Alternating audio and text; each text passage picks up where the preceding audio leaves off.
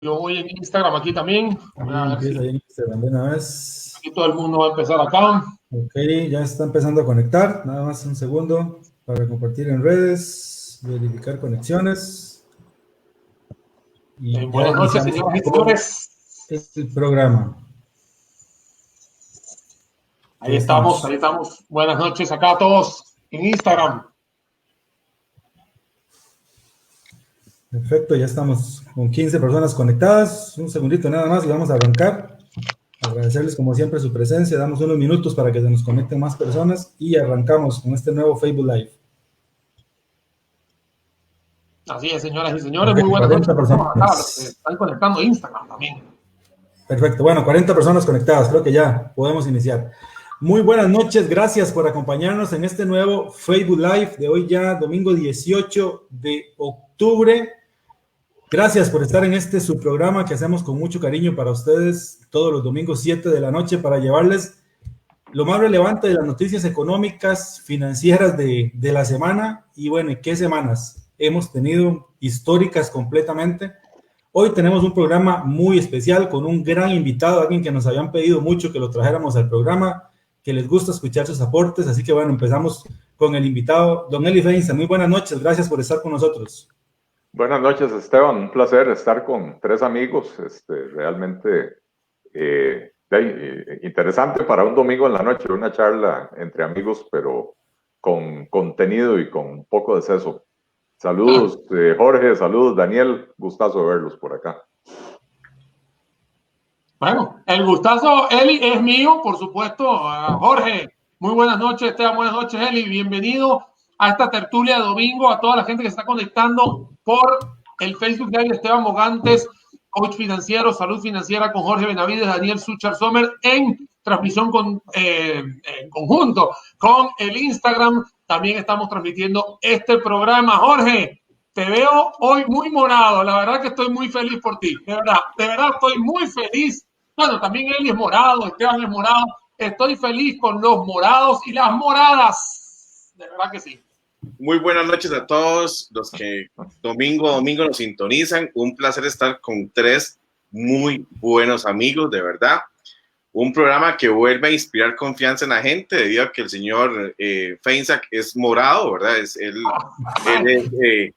Él es morado, entonces ya sabemos que a la gente en este programa le gusta esa tendencia. Lo vimos hace 8 días con Juan Carlos Hidalgo, que también demostró mucha Sí, porque en la semana pasada, cuando te cayeron limones, ahí sí hiciste limonada, ¿no? ¿Verdad?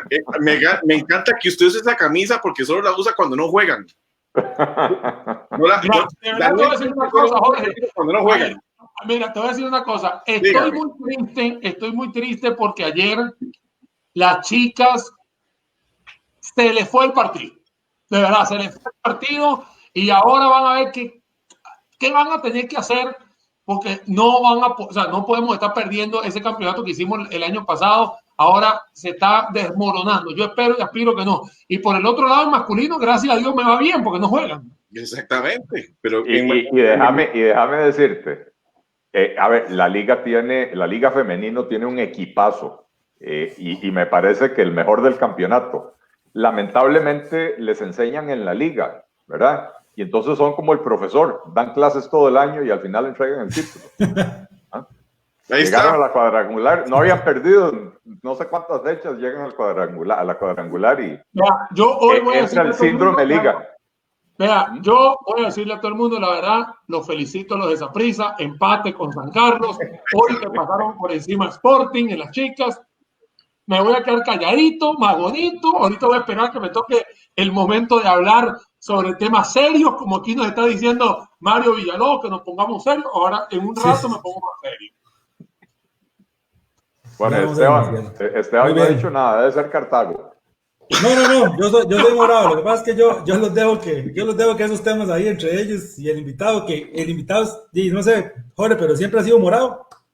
Yo creo que esas estadísticas de que somos la fusión más grande, por ahí tiene que ir, pero... En el gremio de economistas y financistas, aquí el único que desentona creo que es Daniel, porque todos los demás seguimos una línea que ha venido, que se ha perpetuado en los años. Los profesores en la universidad nos enseñan también eso. Pero nada es perfecto en la vida, así que hay que tener a Daniel aquí. Es parte de la... Mira a lo que nos están viendo. Ahí está, la mayoría son liguistas, ya no pasa nada. Vamos a tener la 30 con un sapricista que es Saborín. Ve, y bueno, pero Daniel sí, Daniel tiene algo que celebrar este año. Ayer cumplió años. Sí, ayer cumplió años. Y ya pasé los 30 hace tiempo. Y es lo único que va a celebrar este año, los cumpleaños. Esa es la única forma que pasa de 30 la liga. Bueno, señoras y señores, ahora sí ya para arrancar, muchas gracias, señores, de verdad. Tertulia de domingo. Todas las personas que nos saluden, ya estos fieles seguidores de nuestro programa, Nicola Peira, Mauren Trigueros, por acá Carlos Alpizar, que ya son personas que siempre están con nosotros, agradecerles de verdad su sintonía. Y ahora sí, ya después del preámbulo futbolero que siempre hacemos ahí para dar tiempo que las personas empiecen a conectarse y empezar a tocar los temas de fondo que nos interesan. Sí. Vean, señoras y señores, yo les voy a decir una cosa. Hoy tenemos un programa muy bueno, de verdad, el programa es muy bueno. Y la verdad que cualquier cosa que pase en el set de Daniel, en el set de Jorge, o en el set de Esteban, o en el set de Eli, definitivamente nos muestra que estamos en vivo, estamos haciendo a esta hora 7:10 de la noche. Señoras y señores, vamos a hablar un poquito sobre el tema que nos compete, porque la verdad han pasado muchísimas cosas a lo largo de esta semana. Vuelvo a repetir, estamos transmitiendo Esteban Bogantes, coach financiero, Salud Financiera con Jorge Benavides, Daniel Suchar Sommer en los Facebook Live e Instagram Live, y nuestro invitado de hoy, por supuesto, Eli Feinsack. Eli, yo creo que hay mucho que hablar y la verdad que podemos empezar por donde sea, porque todo tiene mucho de qué sacarle jugo, pero me gustaría hacerte la primera pregunta para empezar, Eli. Termina una semana con indicadores de desempleo, indicadores de pobreza. Obviamente se diluye o se desmorona el tema del diálogo, y una UCAEP que legitimiza de alguna forma el tema del movimiento que anda dando vueltas. En líneas generales, Eli, ¿cuál es tu lectura sobre todo esto y algunas cosas más? Bueno, ha sido una semana nefasta para Costa Rica, lamentablemente. Y es una semana que quisiera decir que culmina, pero en realidad creo que esto lamentablemente va a seguir por varias semanas más. Una semana que viene a coronar varias otras semanas de desaciertos y de errores por parte del gobierno de la República, que definitivamente le quedó grande la camiseta y no ha sabido manejar una situación muy compleja, ¿verdad? Tampoco es que la situación estaba fácil, ¿verdad? Pero no supieron manejar la situación primero, la propuesta al Fondo Monetario Internacional. Convocan a un diálogo rimbombante que se llama Costa Rica dialoga, propone y escucha, una cosa así por el estilo, más título que contenido, ¿verdad? Realmente lo que hicieron fue convocar ahí por reuniones de Zoom a 4 o 5 sectores diferentes, ¿verdad? En los que básicamente le van a cantar al gobierno las loas y le van a decir al gobierno lo que el gobierno quiere escuchar. Abren la recepción de propuestas y resulta que reciben como 700 propuestas y todas las rechazan, ¿verdad? Absolutamente todas las rechazan y sacan un documento que no tiene nada que ver con nada de lo que la gente propuso y recibe el rechazo abrumador de la población costarricense. Y cuando yo digo abrumador es que lo rechazó la izquierda, lo rechazó la derecha, lo rechazó el centro, lo rechazaron los trabajadores públicos, los empresarios, absolutamente todo el mundo rechazó esa propuesta del gobierno, que lo que era una brutal subida de impuestos de 5 puntos porcentuales del PIB, que hubiera terminado de asfixiar a la economía costarricense, que ya va en una recesión muy profunda, ¿verdad? El Banco Central proyecta que para este año la economía se va a encoger en 5 puntos porcentuales, o sea, en 5%. Otros, digamos, economistas y consultores independientes lo estiman en 7,5% la contracción del PIB, ¿verdad? Entonces, realmente me parece que lo manejaron muy mal. Sacan una propuesta que no va a resolver ningún problema la gente se calienta, empiezan a haber protestas en la calle. Creo que para todo el mundo era evidente que esta propuesta del gobierno era inviable y el gobierno no hace nada al respecto, no la retira, pero tampoco hace cumplir la ley. Y entonces permite que la gente bloquee, no solo bloquee, es que yo no quiero satanizar la protesta, yo creo que la protesta social es muy importante, pero las violaciones de la ley, las violaciones de las libertades de las personas, la violencia, el hecho de prenderle fuego a carros de la policía con los policías adentro, y aunque no hubiera policías adentro, el hecho de lanzar cócteles Molotov, el hecho de cobrar peajes irregulares a las personas para pasar, el hecho de parar a una señora en labor de parto y no dejarla pasar. Bueno, el gobierno no hizo nada al respecto, se le sale la situación de control y tarda 3 semanas en decir, bueno, vamos a echar esto para atrás, vamos a convocar ahora otro diálogo. Pero ya la gente no confía. Ya habían convocado un diálogo, que fue un diálogo de mentirillas antes de la presentación del plan, ¿verdad? Y realmente lo que se debió haber hecho es consensuar ese plan antes de presentarlo, ¿verdad? Cosa que no se hizo. Eli, ¿tú no sientes, perdón Jorge, perdón Esteban, para hacer una pregunta rápida, ¿tú no sientes que hay un desgaste en estos momentos? Y yo creo que es un desgaste mental en todos estos momentos. Hay un desgaste serio del gobierno, tiene una absoluta pérdida de credibilidad, tiene un equipo económico que no pega una, que hace una propuesta. ¿Ah? Tiene. Bueno, el equipo se presenta a la cancha. Después de ahí, ustedes se acuerdan las mejengas de Carajillo, la regla de que si a los 15 minutos iban 7 goles se suspendía el partido. Bueno, aquí no existe esa regla, pero si existiera esa regla, a los 15 minutos se suspende el partido, ¿verdad? Porque tiene un equipo, pero lo que presentan en la cancha no deja mucho que desear, ¿verdad? Pero no solo el equipo económico, ministro de la Presidencia, ¿a dónde está el ministro de la Presidencia? ¿Qué ha hecho en estas 3, 4 semanas de calentura social para mejorar el diálogo social, para entender las demandas de la gente? ¿Qué es lo que se espera del ministro de la Presidencia? ¿A dónde ha estado, verdad? El ministro de Hacienda, tratando de explicar la propuesta, más bien cada vez la complica más. O sea, realmente hay una pérdida y el presidente absolutamente ausente hasta el domingo pasado.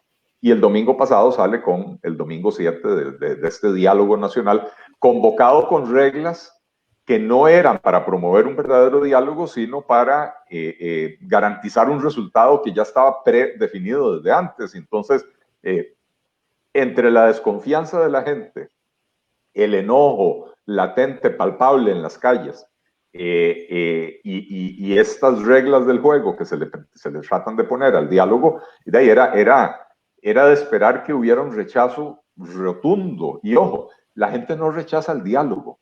La gente lo que rechazó fue este diálogo. El tema de la Asamblea de Trabajadores y Trabajadoras del Banco Popular, al final de cuentas, yo lo veo con buenos ojos porque es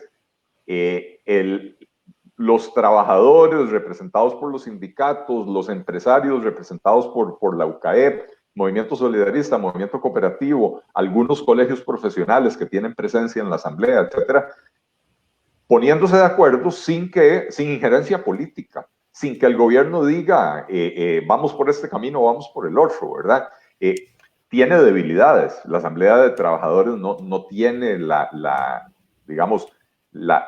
el respaldo técnico necesario para una mesa de diálogo de esta naturaleza. Y espero pero es lo único, digamos así, que es lo único que se pudo medio formar. Bueno, por eso te digo, yo veo con buenos ojos el trabajo de la Asamblea de Trabajadores. Yo sí lo veo con buenos ojos y me he pasado toda la semana diciéndolo. Es más, en algún programa me preguntaron, ¿y qué le recomendaría a usted al presidente de la República? Bueno, mi recomendación es, don Carlos, anuncie un compás de espera, diga que le va a dar a la Asamblea de Trabajadores 15 días para que trabajen y saquen propuestas y que le lleguen al gobierno con esas propuestas, en vez de tratar de suplantar el diálogo, porque tengo información de primera mano y bueno, ya don Álvaro Jenkins de lo ha dicho públicamente, esa no es mi fuente, de que el presidente sabía del diálogo de la Asamblea de Trabajadores del Banco Popular desde 2 o 3 semanas antes.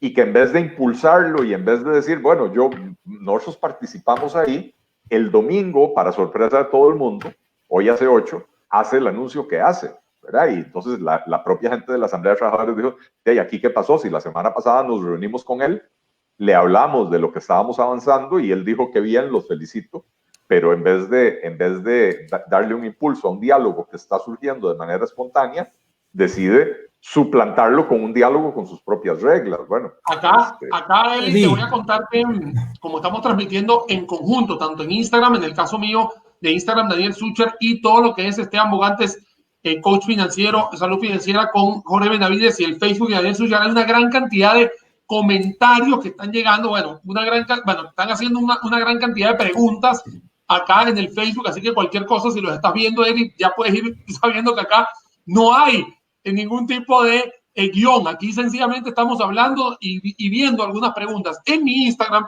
que es la que no pueden ver, digamos, porque no estamos conectados, me están haciendo 2 preguntas que me gustaría hacértelas para después darle chance a Esteban, Jorge. La primera, una, ¿qué tiene que ver la ley de empleo público? Porque me dicen, Eli ha hablado mucho de la ley de empleo público esta semana, entonces quieren como que hablar de ese tema, Eli. Y por otro dicen, entonces, ¿por qué seguimos pidiendo un diálogo si ya existe el diálogo? Entonces aquí te hago estas 2 preguntas, Eli, para que puedas armar cualquiera de las 2. Igual, como te digo, te están escuchando en ambas redes sociales. Bueno, la ley de empleo público tiene que ver absolutamente todo, porque es un pilar fundamental de las reformas que hay que hacer de aquí en adelante. De hecho, si la gente recuerda, en el 2018, para que se aprobara la reforma fiscal, el gobierno prometió, o sea, el gobierno básicamente dijo, apóyenme con la reforma fiscal, vamos a subir los impuestos, vamos a crear la regla fiscal para contener el gasto. Dijo esto en el 2018 y dijo, en el 2019 vamos con la reforma del empleo y en el 2020 vamos con la reforma del Estado. Y resulta que pasó todo el 2019 y no presentaron empleo público, lo terminaron presentando en el 2020, una versión bastante débil de reforma del empleo público. De reforma del Estado no hemos oído absolutamente nada, ¿verdad? En algún momento la ministra de Planificación hizo un anuncio diciendo, ya empezó la reforma del Estado, cerramos 6 instituciones, y resulta que eran 6 entidades que habían sido creadas mediante decreto y que nunca se les dio contenido presupuestario, por lo cual nunca vieron la luz del día, ¿verdad? No existían, no tenían personal, no se ahorró absolutamente nada. Ahora viene y anuncia que van a fusionar al Consejo de Transporte Público y al Consejo de Seguridad Vial con el MOB. Pero los consejos grandes del MOB, los que gastan plata, son el de vialidad y el de concesiones. Esos 2 no los tocan. Y entonces, el impacto de estas 2 fusiones es 0,1% del PIB, una cosa así por el estilo. Digo, hay que hacerlo, pero eso no es reforma del Estado. Entonces, la reforma del empleo público tiene todo que ver con esto, porque el gasto público costarricense se disparó a partir del 2008. En el 2007 fue 14,67% del PIB, y más o menos había, bueno, de hecho la recaudación ese año fue un poquito mayor, fue como 15,3%, entonces hubo un pequeño superávit de 0,56% del PIB en el 2007. A partir de ese año empieza a crecer el gasto público. Decía, en el 2007 fue 14,67, en el 2008 fue 15 y pico, en el 2009 ya, si mal no recuerdo, llegó como al 17%, y ya para el 2010 había llegado al 19%, y para el año pasado 21,72%. Esa subida del gasto, en aproximadamente un 90% se debió a aumentos en las remuneraciones en el sector público. Es decir que, como hicimos crecer al Estado, pero no hicimos crecer ni mejorar los servicios públicos. Lo único que hicimos crecer fue la remuneración de los funcionarios públicos. Entonces, en este momento es necesario ponerle un un techo al crecimiento de estas remuneraciones. Entonces, empleo público es vital y la versión que se había presentado en la Asamblea Legislativa era una versión que decía, bueno, la reforma del empleo público aplicará para los nuevos funcionarios públicos. O sea, no hace nada, porque en la circunstancia en la que está Costa Rica hoy, al borde de un default, no va a haber nuevos empleados públicos. No, el Estado no está en capacidad de contratar nuevos empleados públicos y lo que contratará será muy poquito, ¿verdad? Bueno, la convención colectiva dice 4,000 en el mes. Bueno, 4,000, Daniel, y otros 4,000 más el próximo año. Ese es el compromiso que asumió el gobierno. Pero es una cuña publicitaria aquí. Sí. Pero entonces, hacer que la reforma de empleo público aplique para los nuevos y no para los que ya existen, no controla el gasto público. Y lo que se quería es que ayude a controlar el crecimiento del gasto. Así que eso es de vital importancia. ¿Y cuál era la segunda pregunta, Daniel? No, te habían hecho la pregunta sobre... a mí también ya se me... Es más, vamos a agarrar esta que está en pantalla, que está tan interesante todo, que esta que dice Merlin López, de cuánto tiempo tenemos para no caer en un abismo. Aquí en el Instagram se mueren de risa también, porque te están escuchando él. Sí, a ver, ¿cuánto tiempo tenemos? No mucho, no puedo precisar, no, es irresponsable decir son 2 semanas, son 4 meses, pero no hay mucho tiempo. El tema es que si logramos avanzar con un convenio con el Fondo Monetario Internacional, aunque no lo tengamos 100% definido, pero si estamos sentados a la mesa negociando con el fondo, proponiendo medidas reales para el saneamiento de las finanzas públicas, ya solo ese hecho empieza a abrirnos los mercados internacionales, ¿verdad? ¿Y por qué es importante abrirnos los mercados internacionales? Bueno, porque las necesidades de financiamiento del gobierno en los próximos 2 o 3 años son brutales. Solo el próximo año estamos hablando de 15-16% del PIB que el gobierno va a tener que salir a ver de dónde consigue, ¿verdad? Y eso es, digo, ¿de dónde consigue? Por encima de la recaudación de impuestos, ¿verdad? Y entonces, para salir, esto es una paradoja. Estamos metidos en un zapato porque el Estado, por gastar tanto, se ha sobreendeudado. Y entonces la deuda nos está asfixiando, tanto que ahora en el presupuesto de la República, más del 40%, de hecho como el 42% de todo el presupuesto es simplemente servicio de la deuda. Y entonces solo quedan 58 colones de cada 100 para los servicios que la gente espera que el gobierno les dé, y que le paguen los salarios a los policías, que le paguen los salarios a los maestros, que construyan carreteras, que programas sociales, bonos proteger, solo quedan 58 de cada 100 colones. Entonces, estamos en un problema de endeudamiento, pero resulta que para salir de él, primero necesitamos endeudarnos más.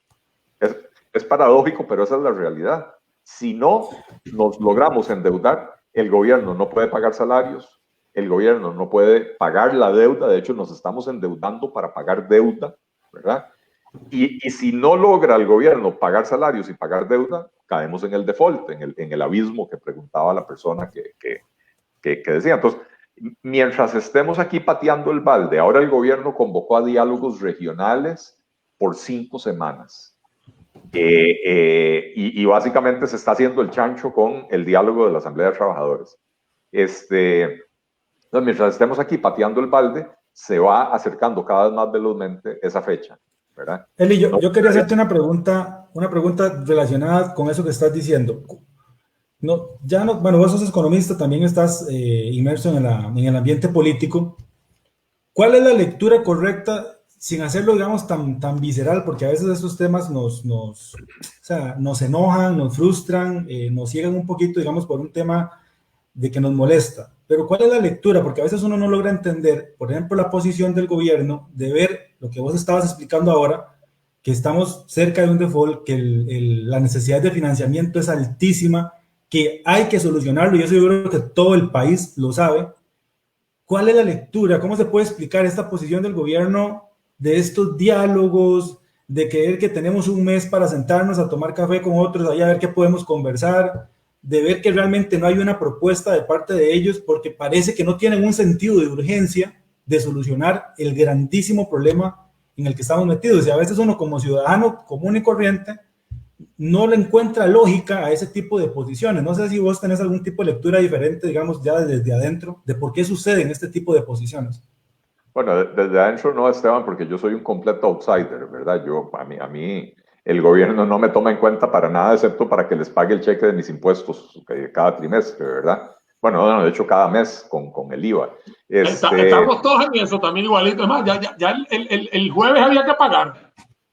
Sí. De hecho, me tocó pagar el jueves.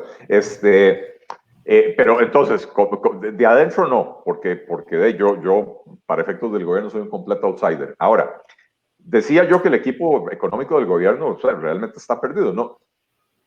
No hay un solo economista en el equipo económico del gobierno. La gente a veces dice, no, Rodrigo Cubero, presidente del Banco Central, es un economista magnífico y con unas credenciales académicas y técnicas y profesionales incuestionables, ¿verdad? Pero técnicamente el Banco Central es independiente del gobierno. El presidente del Banco Central no es parte del gabinete económico del presidente de la República, ¿verdad? Que puede asesorar, claro que puede asesorar, pero tengo entendido que el presidente del Banco Central asesora, pero no le dan mucha pelota. Y la razón por la que no le dan mucha pelota es porque ni el ministro de Hacienda es economista, ni la ministra de Planificación es economista, ni la ministra de Economía es economista. No hay ministro de Comercio Exterior desde hace 2 meses y a nadie le ha importado en el gobierno, ¿verdad? Y entonces tenemos un equipo de no expertos dirigiendo un tema súper delicado. Entonces, no entienden la magnitud del problema. Y para mí la evidencia de que no entienden la magnitud del problema es que cuando Rodrigo Chávez se atrevió a empezar a plantear adentro del gobierno la magnitud del problema, lo sacaron del gobierno, ¿verdad? Porque lo que estaba diciendo era incómodo para el gobierno. Lo que estaba diciendo les causaba una disonancia. Recordemos que apenas hace 4 meses, 3 meses, el gobierno todavía venía diciendo, veníamos muy bien y nos pegó la pandemia. ¿Cómo que veníamos muy bien? La economía el año pasado creció un 2%. Es el crecimiento más bajo desde el 2009. Y el 2009 fue un año de crisis internacional. El 2019 no fue un año de crisis internacional, ¿verdad? El déficit fiscal el año pasado fue el más alto de los últimos 38 años, a pesar de que se aprobó la reforma fiscal en el 2018. Es decir, a pesar de que a pesar de que en el 2019 hubo ingresos extraordinarios para la hacienda pública, ¿verdad? El desempleo se había disparado al 12,5% en el último trimestre del año pasado y en el primer trimestre de este año antes de que pegara la pandemia. Entonces, no veníamos bien, veníamos muy mal, ¿verdad? Pero cuando Rodrigo Chávez empieza a decir estas cosas adentro del gobierno, va para afuera. Aquí no estorbe con ese cuento. Eli, para darte chance a que respire ahorita Eli Feiza, que nuestro invitado especial de hoy, son las 7:33 de la noche. Estamos en la tertulia de domingo pasándola muy bien con este invitado sapricista. No podemos hacer más nada.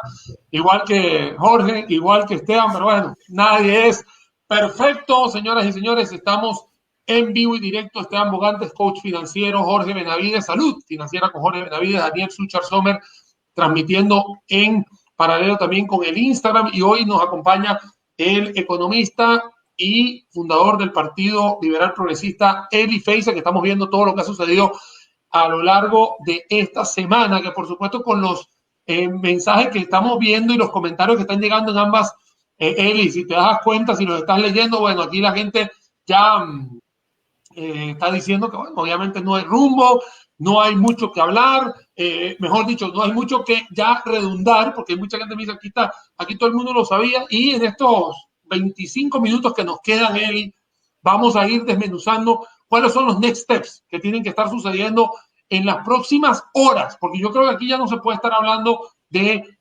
minutos, ni de meses, ni de semanas, sino de horas o minutos. Así que eso sería, señor Jorge Benavides. Mira, para nada más un comentario a todo lo que ha dicho él, y que como siempre no hay nada mejor que oír una mente brillante hablar. 5 semanas para un diálogo, primero es demasiado, porque en este momento nosotros no ocupamos dialogar, se ocupa tomar acciones. Y esta semana tuve el honor, el privilegio de estar con varios diputados amigos, y yo les decía, es que si usted va donde un médico, o sea, si usted va donde un médico es porque usted está enfermo, usted no va a ir a visitar a un abogado porque está enfermo, usted no va a ir a visitar en un problema legal donde estás a punto de ir a la cárcel a un contador, usted va donde su abogado. En estos momentos tenemos un problema y un tema totalmente identificado, es un problema económico, es un problema que necesita economistas. O sea, Eli lo acaba de decir muy bien, tenemos un equipo económico donde ninguno ni siquiera tiene una carrera similar a algo que tenga que ver con números. Entonces, ¿en manos de quién estamos? Un presidente que también lo sabe porque todo el mundo se lo ha dicho. Mentira que el presidente no ve redes sociales, mentira que el presidente no ve periódicos, mentira que el presidente no escucha radios, es mentira. Y todo el mundo se lo ha dicho, y se lo ha dicho de gratis. He visto a Eli en cualquier cantidad de medios de comunicación todos los días diciéndolo, se lo envío. He visto a Gerardo Corrales, he visto a Daniel, he visto a todos. O sea, no hay uno solo que no se haya pronunciado. Y como lo dije yo cuando hice el especial de salud financiera, de reactivación económica, es increíble que todos, de diferente partido político, de diferentes ideologías, de diferentes pensamientos, y todos marcamos una misma ruta que es la que el gobierno no quiere agarrar. Es que solo hay un camino para sacar a este país. Y esto que está pasando ahorita, Eli no quiso decir tiempos, pero el tiempo se acorta, y se acortó muy rápido, porque los acontecimientos de esta última semana han hecho estragos, y de verdad, ese default yo lo veo, pero lo veo así en la puerta, está haciendo lo que está haciendo Eli en este momento, tocando el timbre, ¿verdad? Y ahí está. Abra y entra, y nos va a pegar con todo. Y es increíble, o sea, Eli no me va a dejar mentir. En la crisis de Carazo no teníamos las herramientas tecnológicas que tenemos ahora, ¿verdad? Y llegó y la gente se da cuenta por un periódico, otra vez por un noticiero que había al mediodía. Es que las noticias ahora vuelan en tiempo real. Y la gente, ¿qué pasa? La gente está actuando porque no hay un líder. Simple y sencillamente, se desarman las cosas en las calles, le prenden fuego, prenden pedras, prenden todo. ¿Y dónde está el líder de nosotros? ¿Dónde está el presidente? No aparece. Ya ni siquiera el equipo. De hecho, a hoy, lo que tenemos asegurado es el default. Porque ya todo lo que teníamos que hacer para caer en el default lo hicimos. Ya lo que queda es no hacer nada más. Es que dígame, Eli, dígame, ¿qué tiene que estar haciendo en estos momentos? Por ejemplo, la primera dama, hablando allá en la zona de Talamanca, porque ahí vi las zonas, son zonas rurales que no tienen nada que ver, no tienen peso en la economía de Costa Rica. ¿Qué tienen que estar yendo allá sabiendo que lo más lógico es tener aquí en estos momentos no una junta de notables, porque tampoco sirvieron para nada las juntas de notables, sino teniendo un equipo económico de todas las ideologías políticas reunidos ahí? Es más, yo les voy a contar algo. Yo hablando con Dragos el jueves pasado, yo le decía a Dragos, una idea, nada más le voy a dar una idea.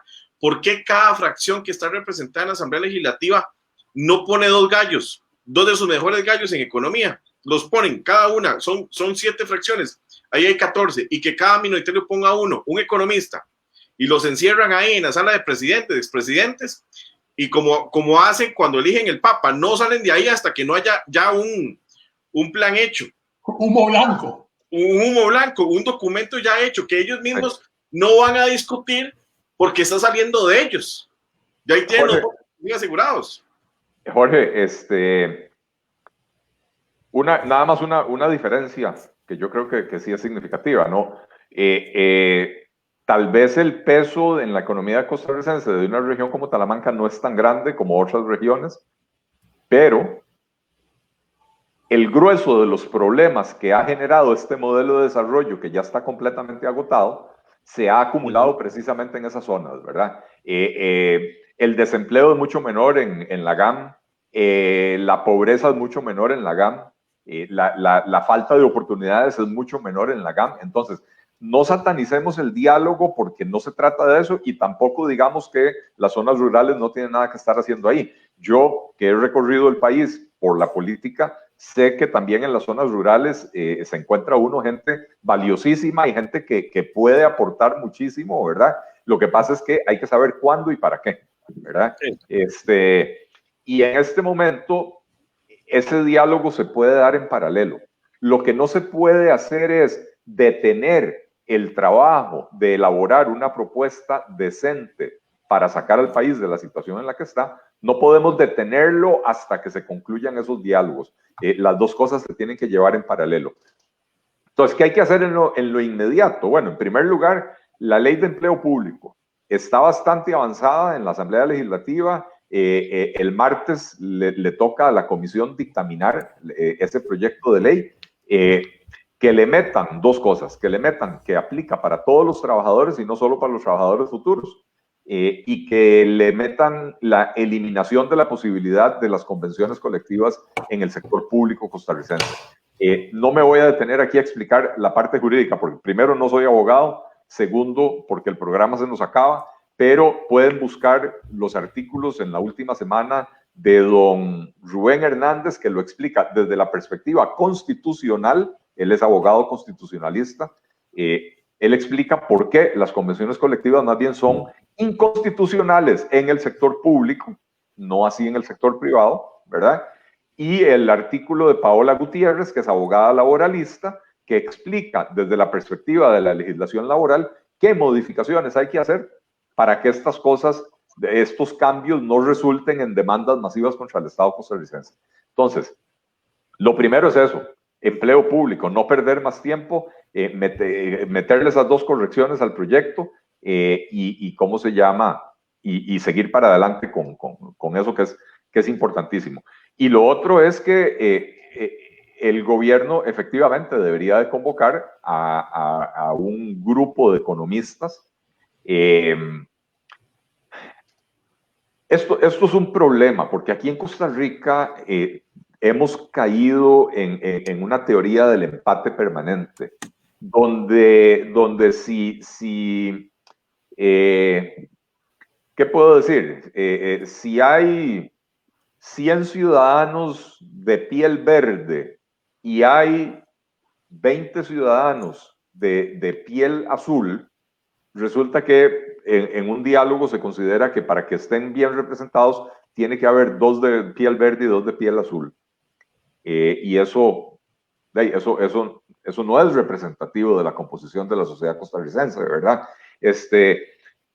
Pero en el tema económico también aquí en Costa Rica tenemos un problema, y es que en la mayor parte del mundo hay ciertos debates económicos que están prácticamente zanjados, ¿verdad? Hay diferencias, digamos, entre keynesianos y liberales y qué sé yo, pero hay ciertas cosas que ni se discuten, ¿verdad? Porque todos estamos de acuerdo en muchas de las mismas cosas, y en un momento de una crisis profunda como esta, es importante entender cuáles son las cosas que ni siquiera hay que discutir porque estamos todos de acuerdo. Yo siempre doy el ejemplo. Yo doy introducción a la economía en una universidad privada, y el libro que utilizo es el libro de introducción a la economía, de fundamentos de economía, de Paul Krugman. Paul Krugman es un economista muy reconocido, premio Nobel, keynesiano, a más no poder, es de los que creen en el Estado más grande y ¿cómo se llama? En Estados Unidos es conocido como un economista relativamente de izquierda. Ustedes se leen el libro de fundamentos de economía de él, y él dice, bueno, lo primero es, los mercados funcionan, y los mercados usualmente funcionan mejor que cualquier otra alternativa. Cuando fallan es necesaria la intervención estatal, ¿verdad? Pero hay ciertas cosas que hay que dar por descontado. Aquí en Costa Rica tenemos una discusión con una serie de economistas académicos, ¿verdad? Que son funcionarios públicos que viven pegados de la teta estatal con salarios de lujo, ¿verdad? Que promueven unas ideas que no tienen ninguna validación científica. Entonces hablan de la heterodoxia y hablan de la economía alternativa.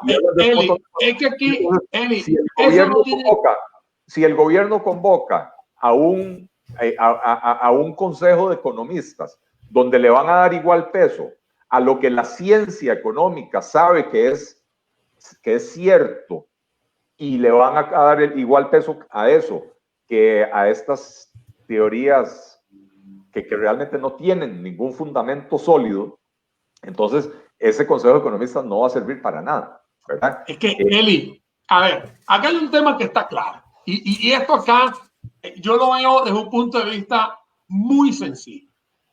Si en este país o en cualquiera la población tiene trabajo e ingresos, y estamos hablando de trabajo, no subempleo, empleo, y su ingreso, aquí no estaría pasando nada porque aquí la gente tendría su dinamismo completo. El tema es que aquí tienes unos números que esta semana revelaron, yo creo que la radiografía que faltaba. Una pobreza al 26 y pico, un desempleo al 25, 23,4, pero bueno, entre el empleado, el desempleado, etcétera, ahí súmale un poco más. Aquí la gente no tiene plata y una persona que está muerta de risa, que le cae el maná del cielo y que puede decir lo que quiera porque nunca ha generado ni siquiera una venta, yo creo que de boli en su condominio, es muy fácil hablar de que el resto de la gente tiene que pagar impuestos. O sea, eso es muy fácil. Daniel, no caigamos en el juego del gobierno, pero ojo, aquí no es el gobierno de Carlos Alvarado. Este es un cuento con el que los gobiernos de Costa Rica han bailado a la población costarricense desde hace muchos años, desde hace décadas. La pobreza no es del 26%. La pobreza es del 30%. Cuando el INEC hace la encuesta nacional de hogares, ¿verdad?, que es de la que sale esta información, ellos determinan que 26,2% de los hogares costarricenses están en condición de pobreza. Y esa es la cifra que sacan. Pero resulta que las familias pobres, en promedio, tienen más miembros que las familias de alto poder adquisitivo. Y entonces, en ese 26% de los hogares que están en condición de pobreza, vive el 30% de la población. La pobreza es un problema de las personas, no de un concepto etéreo que se puede definir, hogar, esto, lo otro. El 30% de las personas costarricenses están en pobreza. No caigamos en ese juego del 26% de los hogares, porque, insisto, no son los hogares los que sufren la pobreza. El hogar no se va a dormir con hambre. Los niños se van a dormir con hambre, ¿verdad? Entonces, el 30% de la pobreza es más grave de lo que estabas diciendo, ¿verdad? Pero ciertamente, a ver, son cifras catastróficas. 24% de desempleo. Acá hay una pregunta que tenemos que hacerlo porque es una fiel seguidora, así que aquí Inés de Negri nos lo ha puesto aquí 20 veces, nos ha dicho, ¿por qué no hablan del default? Y si no le decimos nada a Inés, nos mata, ¿no? Así que yo quiero conversar aquí un minuto con Inés y decirle, default es cuando usted no tiene plata para pagar el compromiso. Eli, ¿qué le pasaría al país si caemos o nos acercamos a ese default, para responderle aquí a Inés? Es básicamente el escenario apocalíptico de la economía, ¿verdad? En el momento en que el gobierno no tenga plata para pagar sus compromisos, y esos compromisos pueden ser los salarios de los funcionarios, las pensiones que dependen del presupuesto nacional, ¿verdad? O que no pueda pagarle a sus acreedores. En el momento en que eso suceda, esto es el Armagedón, ¿verdad? ¿En qué orden o cómo se den los eventos es difícil de predecir? Pero bueno, lo primero es, los mercados inmediatamente pierden toda la confianza en el gobierno y entonces dicen, a Costa Rica no le presto, y si le presto a una tasa de interés altísima y a un plazo muy corto. Entonces, como ya habíamos dicho anteriormente, que el gobierno tiene unas necesidades brutales de financiamiento en los próximos 2 o 3 años, porque hay muchos vencimientos, pero además porque la cuenta de intereses nos está asfixiando, entonces se nos cierran los mercados, suben las tasas de interés. Al subir las tasas de interés, suceden varias cosas. La economía se estanca, porque no es posible invertir, ¿verdad?, en un país con tasas de interés tan altas, porque para invertir hay que endeudarse. Entonces, si yo voy a desarrollar un negocio, invierto una parte de mi dinero y la otra parte hoy se la pido prestada al banco. pero si el banco me la va a prestar al 25%, no hay negocio, excepto que usted se meta en drogas, no hay negocio que le dé el rendimiento suficiente para pagarle al banco. Entonces, se estanca la actividad económica en una economía que ya está en recesión, y entonces eso quiere decir que no solo se estanca, caemos en depresión, ¿verdad? Podría darse una huida de capitales, y esto podría provocar que se dispare el tipo de cambio, ¿verdad? Simplemente la gente sacando la plata del país por temor a que algo peor suceda, y entonces al tener ese temor provocan que suceda, ¿verdad? Entonces el tipo de cambio se dispara, y probablemente lo único que le queda al gobierno hacer, como tiene los mercados financieros cerrados, y el tipo de cambio disparado y todo, lo que le queda hacer es pedirle al Banco Central que imprima billeticos para seguir gastando, para poder pagar salarios, etcétera. Se provoca una mega inflación, ¿verdad? Y aquí yo estoy hablando de economía, pero hablemos del impacto social de esto. Si ya tenemos 24% de desempleo y las tasas de interés se disparan y la actividad económica se termina de hundir, el desempleo se nos puede disparar a 40, 50%, y si el desempleo se nos dispara a 40, 50%, la pobreza se nos dispara también por encima del 50%. Ya esto sucedió en los años 80, en la crisis de la época de Carazo, ¿verdad? O sea, es un escenario realmente aterrador. Es un escenario que los países en general tratan de evitar, excepto que, y sobre todo en Latinoamérica, aunque no exclusivamente en Latinoamérica, nos da por elegir para que nos gobiernen a personas que no entienden estas cosas, que no entienden el peligro, que nos llevan a esa situación y después le echan la culpa a alguien más. Por supuesto, porque también tienen una capacidad, Eli, de tener ese canto de sirena espectacular, de lo que hacen es buscar las masas en vez de saber cómo vas a arreglar el problema, que eso es lo que ha sucedido en las últimas 2-3 semanas, que surgen o emergen este tipo de héroes, entre comillas, lo vuelvo a decir, y que de repente dicen cualquier cosa para que la gente escuche, se babee por lo que dicen, pero nunca tienen una idea de cómo van a hacer esos cambios importantes. Señoras y señores, Eli Feinsack nos acompaña hoy en esta tertulia de domingos. Esteban Bogantes, coach financiero, la cuenta de salud financiera de Jorge Benavides, Daniel Sucher Sommer en Facebook e Instagram. Estamos transmitiendo en vivo, son 7:52 de la noche, más de 700 personas, Eli, están escuchándote y están acá en esta tertulia, y muchísimas gracias a todos los que se están conectando en ambas redes sociales, por supuesto mucho más fuerte acá en la parte de Facebook. Para el que le interese, de una vez les cuento que los Bravos de Atlanta están ganando 3-2 a Los Ángeles Dodgers, que es una situación muy sorpresiva para los que hemos seguido las grandes ligas, y Jorge Benavides, que lo sigue muy de cerca. Si ayer hubo sorpresa con los Astros de Houston, que perdieron con los Tampa Bay Rays, hoy los Dodgers se pueden quedar afuera, pero bueno, eso hablaremos ya al final de esta tertulia domingo. Jorge Benavides. Eli, para terminar el comentario que estaba haciendo ahora, tenemos un diálogo de 5 semanas. Eso fue lo que pactó el gobierno, y que creo que empezó ayer el diálogo con todos. 5 semanas significan que vamos a llegar a diciembre. En diciembre ya salimos a vacaciones. Bueno, el sector público sale ya a vacaciones y se van diputados, se va a casa presidencial, se van todos los ministerios. Quiere decir que entonces, después de este diálogo, vamos a tener que esperar resultados hasta después de vacaciones, que entremos en enero. No hay tiempo. No hay tiempo para un diálogo. A mi criterio, es tiempo de tomar decisiones políticamente necesarias, que tal vez no van a ser muy del agrado público, y lo vemos que mañana hay manifestaciones ya del sector público, porque ya entonces ellos también se metieron a la pelea para que no le quiten los pluses, para que no los metan en la ley del empleo público. Entonces se complicó todo esto y no hay tiempo. A ver, insisto, Jorge, el diálogo es necesario, porque es necesario ir a explicarle a la población. Ojo, cuando uno ve por qué se estaba manifestando la gente en la calle, bueno, la gente decía no más impuestos, pero también la gente decía no al Fondo Monetario Internacional, también la gente decía no recorte el gasto, no venda empresas públicas, y entonces al final de cuentas no hay solución, porque si usted no puede ni recortar el gasto, ni subir los impuestos, ni vender activos, entonces no hay de dónde generar los recursos necesarios para resolver el problema. Entonces, el diálogo debería ser un diálogo más educativo, ¿verdad? Es más de ir a escuchar a la población, entender sus preocupaciones y explicarle cuál es el tipo de soluciones que hay que dar.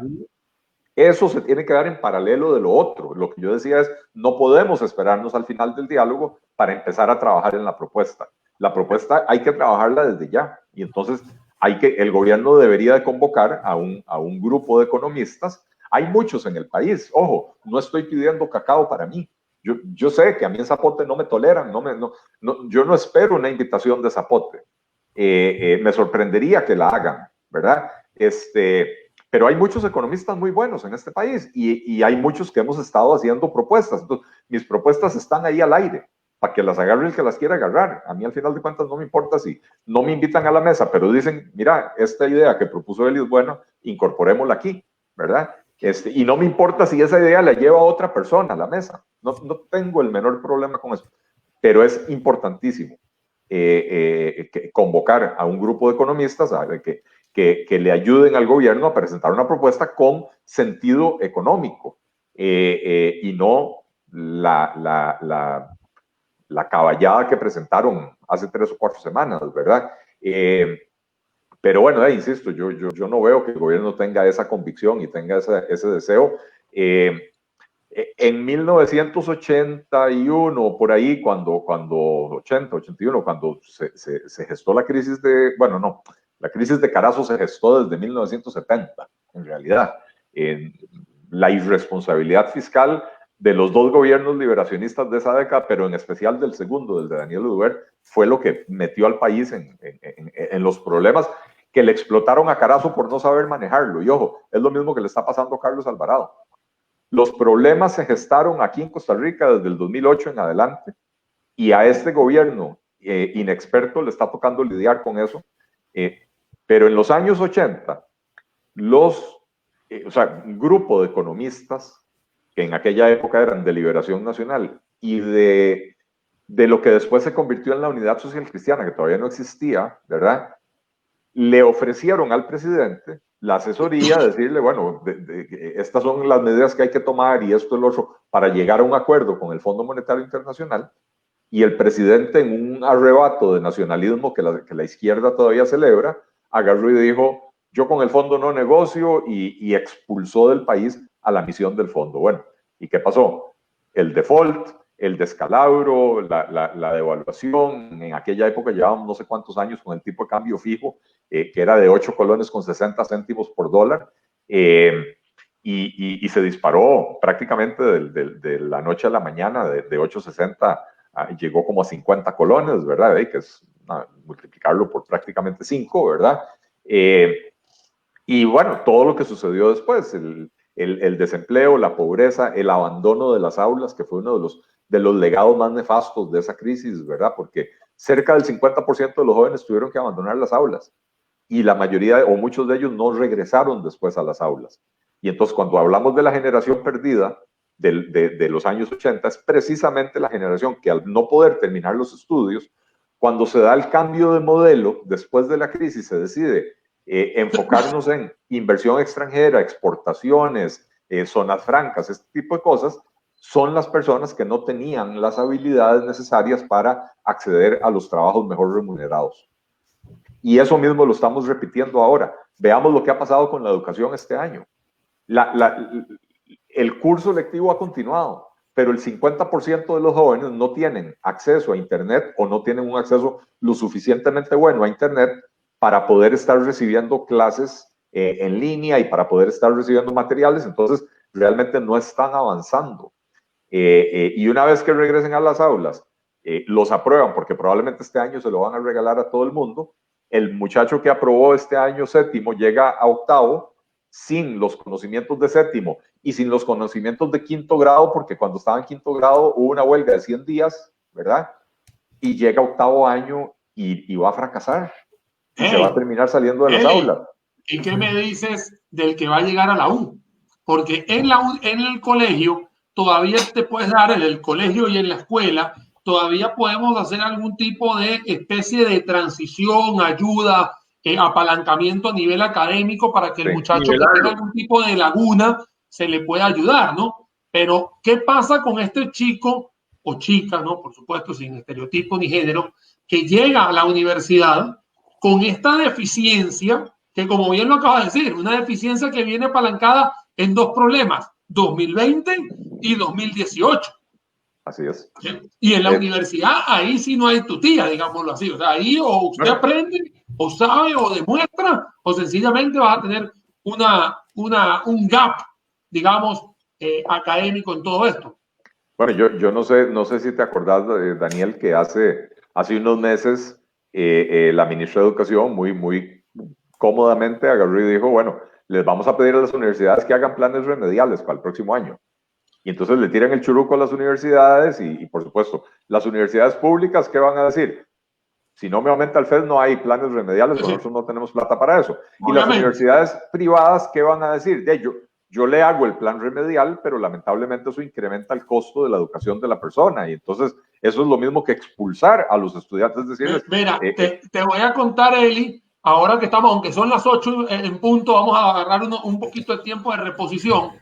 Te voy a contar, Eli, que a mí me causa bastante indignación o sorpresa, no sé cuál es la palabra en real, cuando viene una empresa privada que se le acerca al MEP y le dice, vamos a hacer este tipo de educación a través de 2 canales de televisión que tiene casualmente esta empresa que está ubicada ahí en la Urusca, al lado del Hospital México, ¿no?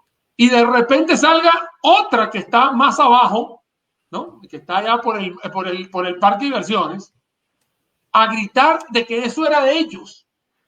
O sea, pucha, o sea, ¿por qué la iniciativa no la hiciste hace tiempo? Si ya esa iniciativa la habíamos hablado en el Facebook Live que hicimos vos y yo, lo habíamos escuchado, yo lo escuché de vos cuando hiciste Salud Financiera, Eli. Ahí anda José María Figueres promoviéndolo y dice que él fue el primero en promoverlo, pero vos tenés la grabación del programa donde yo lo sugerí hace te voy a decir una cosa, Eli. 2 meses, no sé cómo. En realidad, no puedo creer que este canal del gobierno, que hay mucha, no son las personas que trabajan en el canal, es muy importante, es la cabeza, empieza a decir, es que eso es nuestro. Papito, tienes que moverte. O sea, esa es la imagen que estamos viendo en un sistema que sencillamente te cae el maná del cielo y quieres que te caiga digamos, la iniciativa. Y de hecho, hoy en la mañana tuve la oportunidad, Eli, Jorge y Esteban, de estar entablando una conversación y la gente me decía, Daniel, el gobierno pareciera que quiere que le hagan el trabajo. O sea, quiero que todo el mundo hable y después que todo el mundo hable, yo tomo una decisión. O sea, como si me cayera el maná otra vez. Ojalá el gobierno quisiera que alguien más le haga el trabajo. Lo mejor que podría suceder con este gobierno tan falto de experiencia y en el área económica tan falto de conocimientos es que tercerizaran la solución, ¿verdad? Con la ventaja de que ni siquiera tienen que pagar, porque la gente está, los economistas que yo conozco, con los que yo hablo y son varias decenas, ¿verdad? Estamos todos tan preocupados por lo que está sucediendo y lo que puede sucederle al país que estamos dispuestos a hacerle el trabajo al gobierno, ¿no? Ni siquiera es un asunto de saque una licitación y contráteme, no. Estamos dispuestos a hacerle el trabajo al gobierno. Con la cantidad de programas que se han generado a través de las plataformas digitales, no solamente hoy Tertulia de Domingo, que la llevamos tanto Esteban como Jorge como mi persona, sino una gran cantidad de espacios radiales, audiovisuales, canales de televisión, Eli, una gran cantidad de programas que ahora sí puedo decir que nosotros 4 hemos tenido que participar, unos más que otros. Y tienes todo en la mesa, porque está gratuito, de verdad que aquí yo creo que está tan fácil de dónde escoger, que lo único que tienes que hacer es sencillamente escoger y ejecutar, ¿no? Obviamente. Sí. Eli, bueno, ya tenemos, perdón, ya para ir como dándole, ya cierra el programa, ya 8:05, son 59 minutos. Hay varias preguntas que me han hecho acá, pero hay 2 que son muy recurrentes y creo que la gente está muy interesada en conocer tu opinión. Una es con respecto al tipo de cambio, de qué se podía esperar con el tipo de cambio en las próximas semanas por toda la incertidumbre que estamos ahorita en el país. Y lo otro, Elías, si puedes explicar el tema de las reservas del Banco Central, que tanto por ahí se ha estado promocionando y la gente sigue teniendo dudas con respecto a esa propuesta. Entonces, ya para ir concluyendo, tal vez si nos ayudes con esas explicaciones. Ok. A ver, tipo de cambio, habría que tener una bolita de cristal y no es el tipo de economía que yo hago. Pero sí, o sea, yo no puedo decirle el tipo de cambio va a llegar a tanto, pero sí puedo explicarle lo que puede llegar a pasar con el tipo de cambio. El tipo de cambio en las últimas semanas ha subido, ¿verdad? Ya se llegó a ubicar, ya está por encima, bueno, el promedio anda por 602 colones, ¿verdad? Y esto es reflejo en alguna medida digamos, de condiciones reales de la economía. Entramos en una pandemia, dejó de ingresar el turismo, que era una fuente muy importante de divisas. Las exportaciones dejaron de crecer, por lo menos no crecieron como tenían que crecer, tal vez han caído un poquito, entonces por ahí, digamos que el ingreso de divisas sigue llegando, pero mermó, ¿verdad? El gobierno no tiene autorización para colocar eurobonos, de manera que tampoco están ingresando dólares por esa fuente. La inversión extranjera directa se cayó, no solo en Costa Rica, a nivel mundial, pero la inversión extranjera se cayó y entonces por ahí tampoco están ingresando dólares. Entonces, ciertamente hay una disminución en la oferta de dólares, ¿verdad? Hay elementos también contrarios. Digamos, las importaciones han caído, entonces hay menos demanda de dólares, ¿verdad? Y además ahora hay un elemento que es muy estacional, y es que como este año se varió el año fiscal hasta el año pasado se terminaba el 30 de septiembre. Ya a partir del 1 de octubre esto estaba en un año fiscal nuevo. Se terminaba el 30 de septiembre y entonces usted tenía octubre, noviembre para preparar sus estados financieros y presentar declaración de impuestos y hasta mediados de diciembre para pagar el impuesto, ¿verdad? Y esto hacía que muchas empresas trajeran dólares del exterior para pagar esos impuestos. Entonces, tradicionalmente en esta época del año, ingresaban más dólares, que hacía que el tipo de cambio tuviera una pequeña caída. Todos los años uno lo podía observar. Bueno, ahora no, ahora a partir de este año el año fiscal se termina el 31 de diciembre y el plazo para pagar impuestos es el primer trimestre del próximo año. Y entonces ese otro ingreso de dólares tampoco se dio este año. Entonces, la subida que hemos ya observado es producto de, digamos, variables reales de la economía, ¿verdad? En el caso de un default, en el caso de un descalabro económico, entran a jugar otros factores que tienen más que ver con la psicología de la gente. El temor, lo que yo decía anteriormente, si no hay acuerdo con el fondo y el gobierno cae en default, la gente va a buscar sacar la plata de Costa Rica lo más rápidamente posible, ¿verdad? Entonces, o tal vez no sacarla de Costa Rica, meterla debajo del colchón, pero en vez de dejarla en colones que se van a depreciar, mejor compro dólares. Entonces, crece la demanda de dólares y esto vuelve a hacer que suba el tipo de cambio, ¿verdad? Entonces, el tipo de cambio se podría disparar, pero va a depender de qué avance haya en las próximas semanas en cuanto a plantearle al mundo una solución factible para el problema que hoy tiene Costa Rica. Si seguimos en diálogos insulsos, muy probablemente esos temores empiezan a crecer. Si en algún momento, entre 15 días, el gobierno dice, bueno, listo, aquí ya tenemos una propuesta y presentan algo medianamente razonable, esos temores disminuyen, ¿verdad? Entonces, que se materialice o no una mega devaluación va a depender mucho de lo que pase políticamente, ¿verdad? Por eso es imposible predecir qué va a pasar con el tipo de cambio, pero las probabilidades, digamos, como dicen en los mercados financieros, la probabilidad del upside, ¿verdad? La probabilidad de que se vaya para arriba es muchísimo más alta que la probabilidad de que se mantenga estable o caiga, ¿verdad? En cuanto a las reservas monetarias internacionales, bueno, No sé cuántas veces lo he explicado, pero bueno, con muchísimo gusto lo vuelvo a explicar. Las reservas, para empezar, son del Banco Central, no son del gobierno. Pero no son del Banco Central. Hay una parte, que no sé si alrededor del 40% de las reservas, que son depósitos que tienen los bancos comerciales obligatoriamente en el Banco Central. Eso es lo que se llama el encaje mínimo legal. Cada vez que usted llega al banco con 1.000 colones, usted deposita 1.000 colones. De esos 1.000 colones, el banco tiene que poner 120 colones en el Banco Central. Y esos 120 colones están ahí para garantizar la liquidez de los bancos. Entonces, usted deposita 1.000, al banco le quedan 880, esos 880 van y se lo prestan a alguien más para la actividad productiva, ¿verdad? Y así es como funciona el modelo bancario.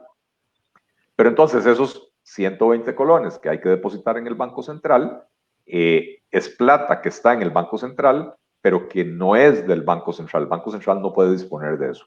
También hay otra cantidad, un poco menor, de dinero que es del gobierno que lo tiene depositado en el Banco Central, porque el Banco Central termina siendo como el banco del gobierno, ¿verdad? Entonces, si al gobierno le entró la plata del préstamo del BID, 280 millones de dólares, mientras no lo va a ejecutar, lo deposita en el Banco Central. Y como los plazos de ejecución en este país son muy prolongados, hay una cantidad significativa de dinero ahí, ¿verdad? Después hay otra parte del dinero que, digamos, lo que le queda libre al Banco Central es el respaldo de la emisión monetaria. ¿Qué quiere decir eso? Esas reservas son las que le permiten a los bancos darle a usted $1 cada vez que usted llegue con 600 colones. Usted llega con 600 colones y dice, quiero comprar dólares, ellos le tienen que dar $1. La ley en Costa Rica garantiza la convertibilidad de la moneda. Bueno, esas reservas del banco están para garantizar esa convertibilidad y están para garantizar la estabilidad, que es lo que le manda la ley. La ley orgánica del Banco Central, lo primero que le dice, su objetivo primordial es la estabilidad de precios. Banco Central, usted tiene que velar porque haya una inflación baja y estable, no una inflación alta y no una inflación que anda siendo así, inestable, ¿verdad? Entonces, y otro de los mandatos de la ley es la estabilidad cambiaria. Esto quiere decir que el tipo de cambio, aunque puede fluctuar porque el régimen es digamos, de un tipo de cambio semilibre, ¿verdad? Puede fluctuar, pero el banco debe procurar una cierta estabilidad, ¿verdad? Evitar que un día esté en 500 y al día siguiente esté en 750. Y para eso necesita esos dólares. Si nosotros ponemos al Banco Central a prestarle esa plata al gobierno, hay dos problemas. El primero es, el Banco Central se queda sin la forma de garantizar la convertibilidad. Quiere decir que cuando usted llegue al banco a comprar dólares no va a haber, ¿verdad?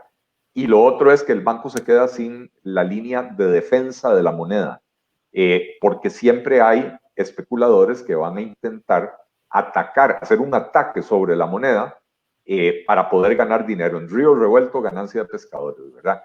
Vienen un día y compran una cantidad importante de dólares, 20, 30 millones de dólares, y el mercado costarricense es lo suficientemente pequeño para que con 20 o 30 millones de dólares usted pueda disparar el tipo de cambio 10 o 15 colones para arriba, ¿verdad? O más. Entonces vienen y compran 20 o 30 millones, cuando el tipo de cambio está arriba, venden todo.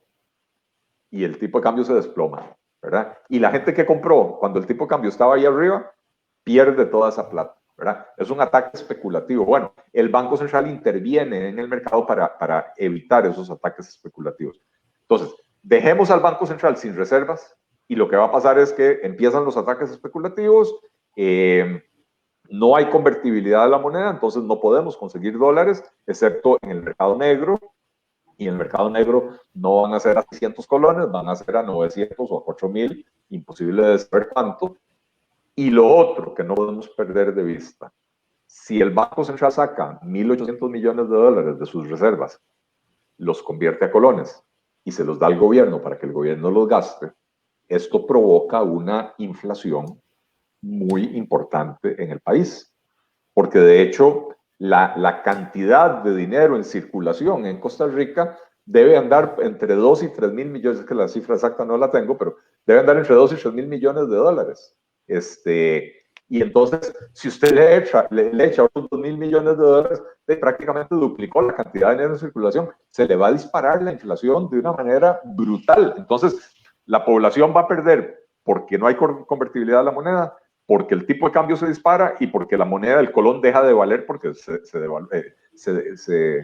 por la inflación, ¿verdad? Se erosionó por la inflación. O sea, por todas partes recibe usted el golpe. Entonces, andar promoviendo eso es digno de irresponsables, ignorantes, socialistas y bueno, eso.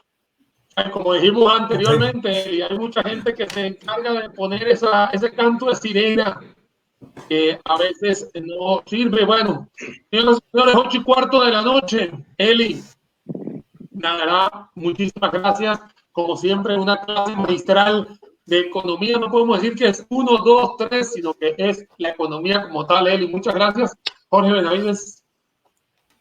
De verdad, gracias, Eli, por todo. O sea, siempre es un gusto, ¿verdad? Oírte la explicación.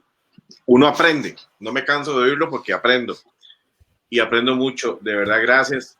Yo a lo único que le tengo miedo, en realidad, es al tiempo. Siento que el tiempo se acorta. No veo una voluntad política.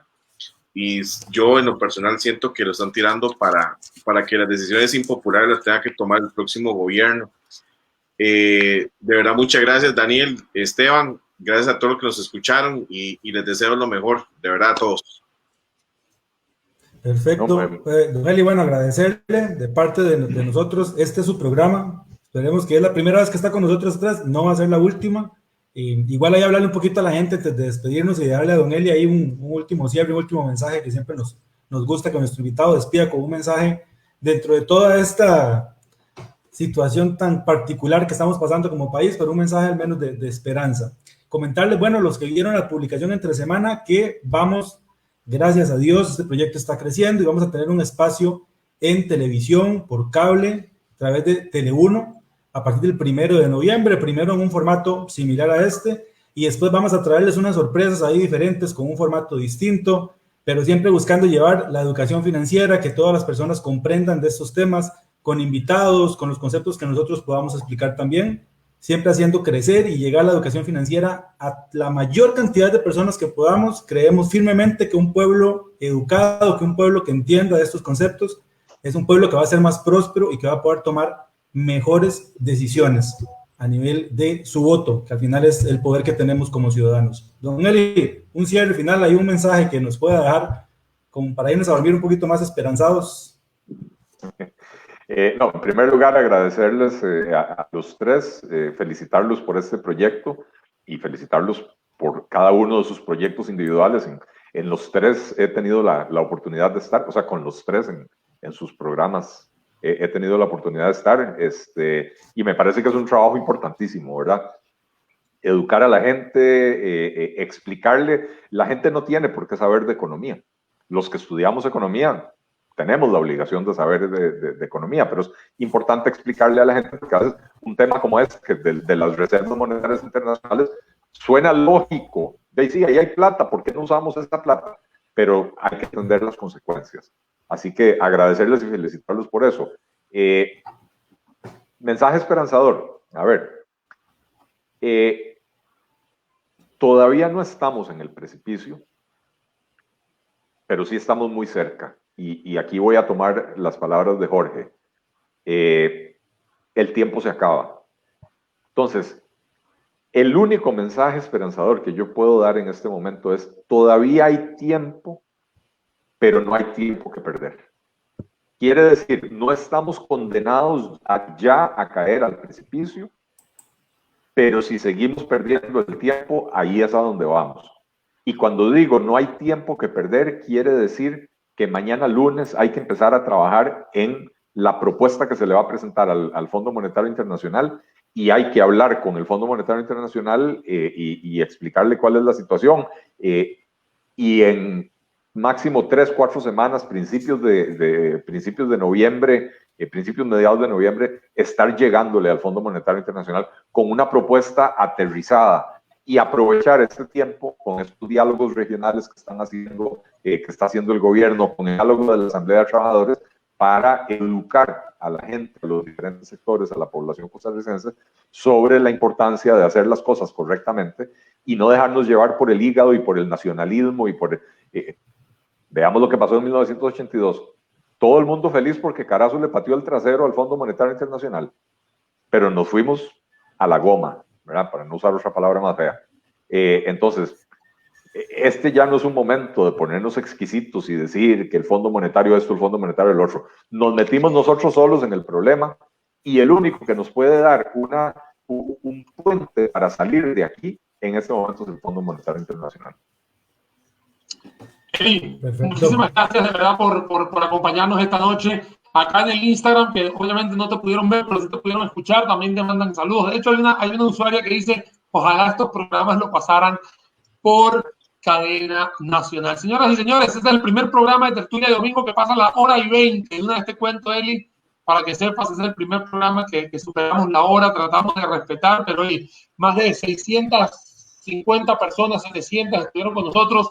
Así que, señoras y señores, muchísimas gracias en nombre del señor Jorge Benavides y del señor Esteban Bogantes. Estamos transmitiendo Esteban Bogantes, el coach financiero, salud financiera. Jorge Benavides, este humilde servidor Daniel Fischer Sommer. La verdad que muchísimas gracias a todos los que estuvieron conectados en la noche de hoy. Y por supuesto, desearles un feliz inicio de semana, que lamentablemente la iniciamos con una huelga, pero bueno, será para el próximo domingo que la estaremos, por supuesto, analizando todos los hechos en pleno desarrollo. Señor Jorge Benavides. Feliz noche, nos vemos el próximo domingo. Si Dios quiere, que Dios los bendiga y que sea una semana exitosa. Perfecto, bueno, muchas gracias a todas las más de 750 personas que estuvieron conectadas en esta transmisión. Este programa es para ustedes y nos encanta poder llevar este tipo de información. Que tengan una excelente semana, que Dios los bendiga y nos vemos el próximo domingo. Saludos. Chao. Buenas noches.